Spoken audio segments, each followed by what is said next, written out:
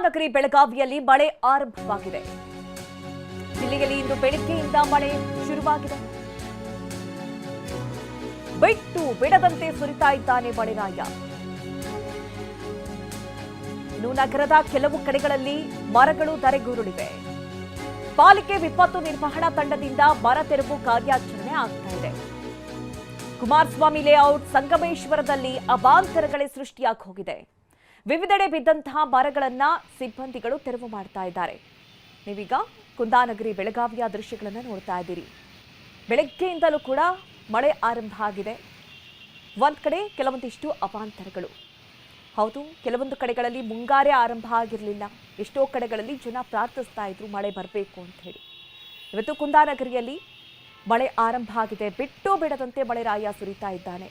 ಆದರೆ ಕೆಲವೆಡೆ ಅವಾಂತರಗಳಾಗಿರೋದನ್ನ ಗಮನಿಸ್ತಾ ಇದ್ದೀರಿ. ಮರ ಬಿದ್ದಿದೆ, ಅದನ್ನ ತೆರವು ಮಾಡುವಂತಹ ಕಾರ್ಯಗಳು ಕೂಡ ಆಗ್ತಾ ಇದೆ. ರೋಡಲ್ಲಿ ಮರ ಬಿದ್ದಂತಹ ಪರಿಣಾಮದಿಂದಾಗಿ ವಾಹನ ಸವಾರರಿಗೂ ಕೂಡ ತೊಂದರೆ ಆಗಿದೆ. ಹಳೆ ಮರಗಳನ್ನ ಆದಷ್ಟು ಬೇಗ ತೆರವುಗೊಳಿಸಬೇಕು ಅನ್ನುವಂತಹ ಆಗ್ರಹ ಕೂಡ ವ್ಯಕ್ತವಾಗ್ತಾ ಇದೆ.